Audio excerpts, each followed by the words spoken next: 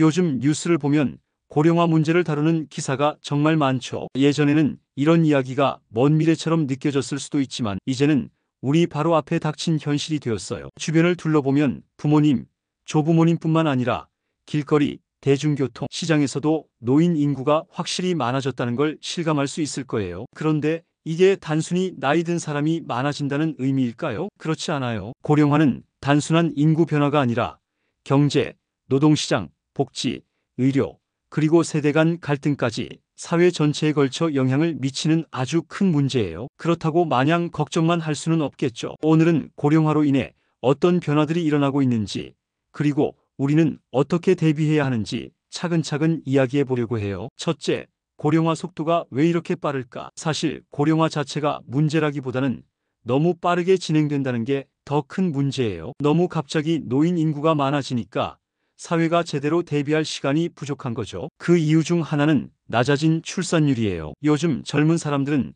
결혼도 늦어지고 아이를 낳는 걸 부담스러워하는 경우가 많죠. 육아 비용, 교육비, 집값까지 생각하면 출산을 포기하는 사람들이 늘어나고 있어요. 예전에는 한 가정에서 2명에서 3명의 아이를 키우는 게 일반적이었지만 요즘은 1명도 낳지 않는 경우가 흔해졌죠. 그러다 보니 젊은 인구가 줄어들면서 상대적으로 노인 인구가 늘어나게 된 거예요. 또 하나의 이유는 평균 수명이 길어졌다는 점이에요. 의학 기술이 발전하고 생활 수준이 높아지면서 기대 수명이 계속 늘어나고 있죠. 예전에는 70대만 되어도 장수했다고 했지만 이제는 90대, 100세까지도 사는 분들이 많아졌어요. 장수하는 건 좋은 일이지만 그만큼 노인 인구가 많아지면서 사회적으로 감당해야 할 부분도 많아지는 거예요. 마지막으로 은퇴 연령은 그대로인데 노년의 삶은 길어지고 있다는 점도 문제예요. 과거에는 60세가 넘으면 은퇴하는 게 당연했는데 요즘은 70세까지도 일을 하려는 분들이 많아요. 문제는 일하고 싶어도 마땅한 일자리가 없다는 거죠. 결국 연금만으로 생활해야 하는 경우가 많아지면서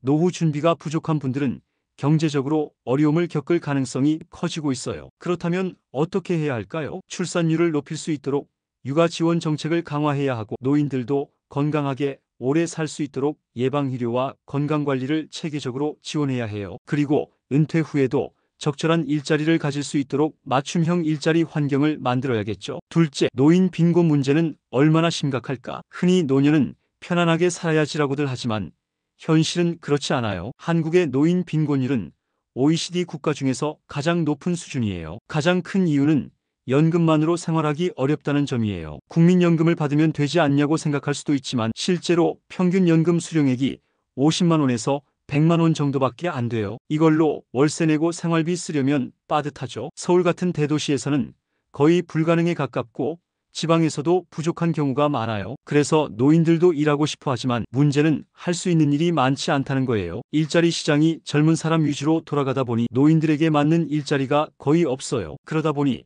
마트에서 카트를 정리하거나 공공근로 같은 한정된 일자리만 선택할 수밖에 없죠. 예전에는 부모님이 자식들과 함께 살면서 경제적으로 의지하는 게 일반적이었는데 이제는 자녀들도 생활이 빠듯하다 보니 부모를 부양하기가 어렵고 결국 노인들이 경제적으로 홀로 살아가야 하는 경우가 많아졌어요. 그러면 해결책은 뭘까요? 연금 제도를 개편해서 최소한의 생활이 보장되도록 해야 하고 노인들도 경제 활동을 지속할 수 있도록 적절한 일자리를 만들어야 해요. 또 사회 전반적으로 노인을 위한 복지 지원을 확대할 필요가 있어요. 셋째, 의료비 부담이 점점 커지고 있어요. 나이가 들면 병원 갈 일이 많아지죠. 그런데 의료비가 만만치 않아요. 특히 만성질환을 앓고 있는 노인들은 지속적으로 병원을 다녀야 하는데 의료비 부담이 상당히 큽니다. 건강보험이 있다고 해도 본인 부담금이 적지 않고 약값도 무시할 수 없어요. 예를 들어 당뇨, 고혈압, 관절염 같은 질환을 가진 노인들이 한 달에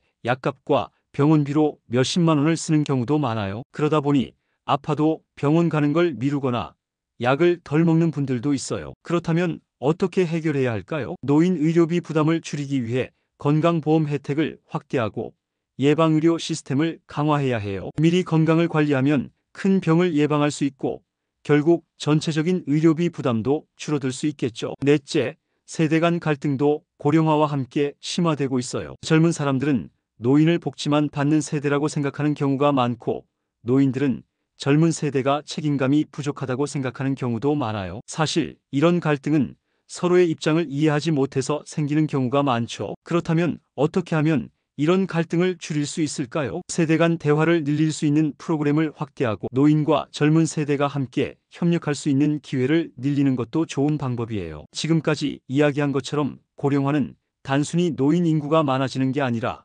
경제, 복지, 의료, 노동시장, 그리고 세대 간 관계까지 영향을 미치는 아주 큰 변화예요. 출산율이 낮아지고 기대 수명이 길어지면서 사회가 감당해야 할 부담도 커지고 있어요. 하지만 해결책이 없는 건 아니에요. 젊은 세대가 아이를 낳고 키우기 좋은 환경을 만들어야 하고 노인들도 건강하게 오래 살면서 의미 있는 일을 할 수 있는 사회를 만들어야 해요. 또 세대 간 갈등을 줄이고 모두가 공존할 수 있는 방향으로 나아가야 합니다. 결국 고령화는 피할 수 없는 현실이지만 우리가 어떻게 준비하느냐에 따라 그 미래는 달라질 수 있어요. 고령화 문제는 다양한 측면에서 우리 사회에 영향을 미치고 있어요. 지금까지 고령화 속도가 너무 빠르게 진행되는 이유와 노인 빈곤 문제, 의료비 부담, 세대 간 갈등에 대해 이야기했는데 이게 끝이 아니에요. 계속해서 더 깊이 들어가 볼게요. 다섯째, 노인 일자리 부족도 심각한 문제예요. 앞에서도 잠깐 이야기했지만 은퇴 이후에도 일하고 싶어하는 노인들이 많아요. 단순히 돈이 필요해서가 아니라 사회와 연결되어 있고 싶고 생산적인 활동을 하고 싶어 하시는 분들도 많죠. 하지만 현실은 다릅니다. 기업에서는 정년을 연장하는 걸 부담스러워하고 그렇다고 노인들에게 적합한 일자리가 충분한 것도 아니에요. 결국 노인들은 단순 노동 위주의 저임금 일자리로 몰리게 되고 안정적인 소득을 기대하기 어려운 상황이 되어버렸어요. 그럼 해결책은 뭘까요? 노인도 자신의 경험과 능력을 살릴 수 있는 일자리에서 일할 수 있도록 지원해야 해요. 예를 들어 컨설팅, 멘토링, 교육 분야에서 경험을 살릴 수 있는 기회를 주거나 파트타임 일자리라도 안정적으로 제공할 수 있도록 정책적인 지원이 필요하겠죠. 여섯째, 노인 복지 서비스의 사각지대가 존재해요. 정부에서 기초연금이나 장기요양보험 같은 복지 정책을 운영하고 있지만 여전히 복지 혜택을 받지 못하는 노인들이 많아요. 특히 독거노인이나 경제적으로 어려운 분들은 행정 절차를 잘 몰라서 지원을 신청하지 못하는 경우도 많고 지원을 받더라도 그 금액이 충분하지 않은 경우가 많죠. 그렇다면 어떻게 해결해야 할까요? 노인들이 필요한 복지 혜택을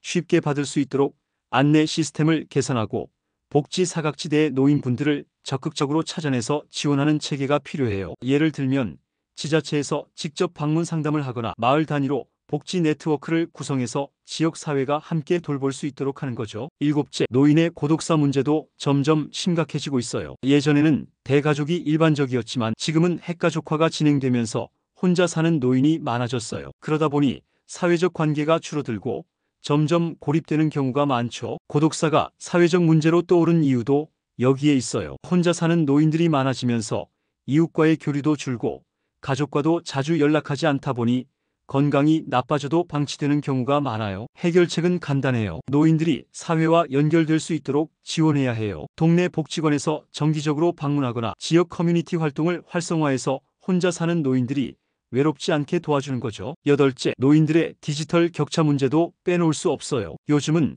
스마트폰이나 인터넷 없이 생활하기 어려운 시대잖아요. 그런데 노인들은 디지털 기기 사용이 익숙하지 않다 보니 정부에서 소외되는 경우가 많아요. 예를 들어 병원 예약도 모바일 앱으로 해야 하고 정부 지원금 신청도 온라인으로 해야 하는데 이걸 못하면 혜택을 받기 어려워지는 거죠. 해결책은 노인을 위한 디지털 교육을 확대하는 거예요. 복지관이나 공공기관에서 스마트폰 사용법, 인터넷 활용법 같은 기초 교육을 체계적으로 제공하면 노인들도 더 편리하게 생활할 수 있을 거예요. 아홉째, 노인 범죄와 안전 문제도 증가하고 있어요. 고령화가 진행되면서 노인들이 범죄의 피해자가 되는 경우도 많지만 반대로 노인들이 가해자가 되는 경우도 늘어나고 있어요. 최근 뉴스에서도 노인 보이스피싱 피해가 많다는 걸 많이 보셨을 거예요. 또 경제적으로 어려운 노인들이 생계형 범죄를 저지르는 경우도 늘어나고 있죠. 그렇다면 어떻게 해결해야 할까요? 노인 대상 범죄 예방 교육을 강화하고 경제적으로